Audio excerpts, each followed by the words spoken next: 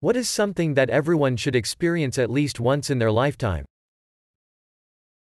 Hiking, camping overnight. Seeing the Milky Way with their own eyes. Can I use someone else's eyes? The joy and freedom of quitting a job on your terms. A best friend. I had one best friend once. Truly. She's no longer my best friend. It was more heartbreaking than losing my first love. It's crazy. Running into her in town now, it's like we are strangers and it's the worst. I still look back on the good times. Ever since, with any new friends I've made, I yearn for that same connection I had with my old best friend. But I've never found it again. Not yet anyways. I have some good friends. Don't get me wrong. But not as special as a best friend. Seeing yourself in the best shape of your life. Seeing your favorite band live. Hearing everyone sing along and have that shared experience with strangers. Feeling the music in your bones as it plays.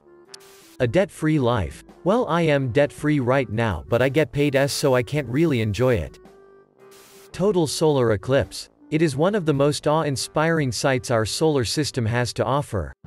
After being directly in the line of totality in North America in 2017. I'm completely hooked now. Next one locally in 2024. Spending a date night with stranger and them never being in your life ever again. But when you think back on that, it puts a smile on your face or reminds of you a happy moment in life. Priceless. I am not talking about a one-night stand as in just have sex when drunk and then leave. Like a stranger suddenly come into your life for a very, very short time. And then the feeling or longing for that person again, but knowing it will never happen. Like ever. This is my favorite reply to this question. That feeling is really something special. It's even better knowing that I will never be able to speak to that person again unless we randomly cross paths, unlikely. So everything I know of that person remains as a great memory.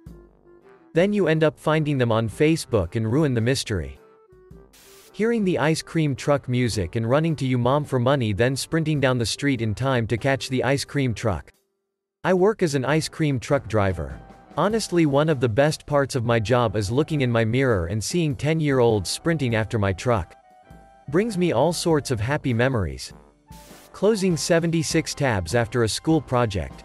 So that's what people call it nowadays. It's rather mundane. And some people hate doing this. But everyone should take a trip on an airplane. It still blows my mind that human beings develop technology that allows us to be transported in a metal and plastic tube thousands of feet in the air. I especially love the rush as the plane is building up speed just before takeoff. I also find it amazing that our technology has advanced to the point where the airplane itself can do a lot of the work. In terms of staying on course. Going to a concert of your favorite musician or a band. This is a truly amazing and life-changing experience. You feel so alive, as if there is no tomorrow. May I add something to that? Hanging out at smaller venues, festival stages. Checking out names you've never heard before. And suddenly poof, you have a new favorite band. Dancing with your friends when everybody goes, "Ooh man, that band is actually just frickin' awesome," is amazing. The night sky without light pollution. Seeing the Milky Way bright and clear in all its glory is an unbelievably inspirational experience. Got that experience in the Navy. When you hit that spot in the middle of the Atlantic where there's no significant human population for at least 1,000 miles in all directions. The night sky is absolutely breathtaking. Seeing the northern lights. Located entirely within your kitchen? Well. Can I see it? No. Standing on the summit of a mountain. Even if it's in the Appalachians or Adirondacks. Seeing the ocean. Yes. It may not seem like a big deal to people that live near it, but as someone that was born and raised in the Midwest. It took me 30 years to get to an ocean and it blew my mind. I live 30 minutes from the ocean.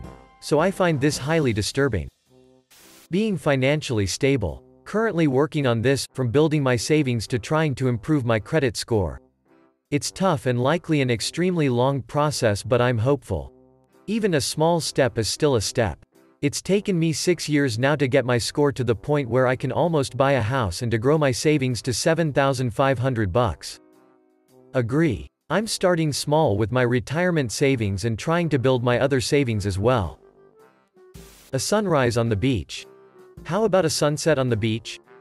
Forgiveness. Both being the forgiver and the forgiven. One generally leads to the other. In my experience, not spending 60% of your time stressing about your own failures gives you time to look out for others as well. Living alone. All I did was fap and binge TV. You forgot the part where I was too lazy to cook, so it was just junk food. The warmth of another body. Sleeping under a starry sky. The rush of adrenaline and the sudden realization of how mortal you are that can only come from near death. When your life flashes before your eyes. Yes, I can relate. Traveling alone. A real, genuinely challenging decision, not just something that makes you think, but something that makes you worry. And stress a little. And worry in the immediate aftermath of the decision that you may not have made the right choice. And then just accepting it. Because as much as it would be nice to live without worry, it's important to learn that sometimes there won't be an easy choice. But that things will work themselves out ultimately. As a person with anxiety, that's pretty much every decision I make. Yes, I could do with less of this. An orgasm. Hopefully one day. Being important to someone. By that I mean realizing it. Because chances are you're already important to someone. Losing that is something I wouldn't wish on my worst enemy though. Yeah, it's rough when it happens repeatedly too. I had a friend through grade school up to high school where we went to different schools and I tried to keep in contact. She told me basically, I don't have time for you. These days it's coworkers I've talked to sometimes all day every day who change jobs and I never hear from again. Or gaming friends that do the same. It's just how it is now, I guess. Single serving friends like in Fight Club. I lost all long-term, best friends after high school and never found new ones. 8 hours of sleep. Restful sleep. I had 10 hours last night but it didn't do me any favors. Being taught by a good teacher who is passionate about the subject and the students. Can confirm, it changed my life. To be loved. I mean, really loved by someone other than a family member. This makes me sad. I found out my wife of almost a decade is cheating on me a couple of months ago. This makes me sad too because it was all essentially a lie.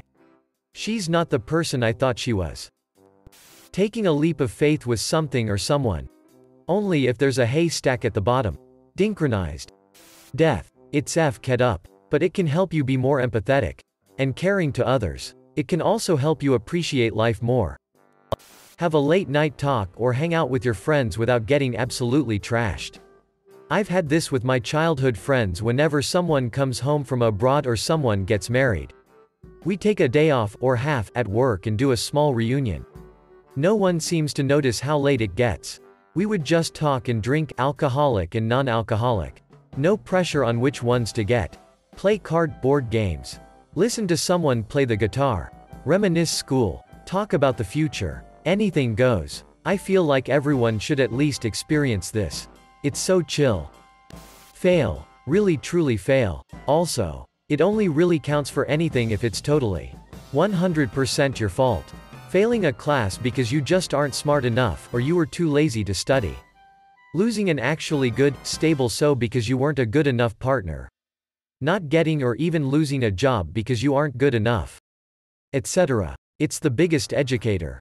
Lost my SO in December last year because I was emotionally abusive and controlling. It shook me to my core. Ever since that day I've changed my entire attitude and outlook on my relationships with my other friends. Respect the ability to self-analyze. Go to Auschwitz. Or some place similar. Like the A-bomb museum in Hiroshima. I feel it's important to witness. As close as we can without replicating it.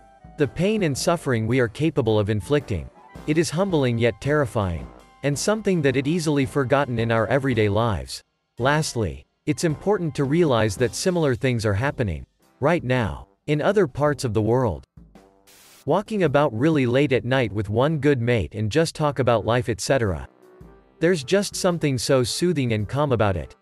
Did this a lot as a teenager with my buddies. We still do when we all meet up in our hometown. Our parents thought we were smoking, drinking, being miscreants. Getting there kicked in something they originally thought they were good at. It's truly a humbling experience. Someone will always be better than you. You just have to learn to accept it and move on. Ha ha ha. I am the god of Mario Kart. Single quote. I have reluctantly handed that title to my daughter. I have taught her well over the years of various driving games to the point that she has eclipsed me at Mario Kart. I can still kick her butt at Gran Turismo and Forza. A hug. Learning a language that is completely different from your native language. I mean learning another language in general. But learning one that forces you to completely alter the way you approach thinking ordinarily is pretty valuable, I think.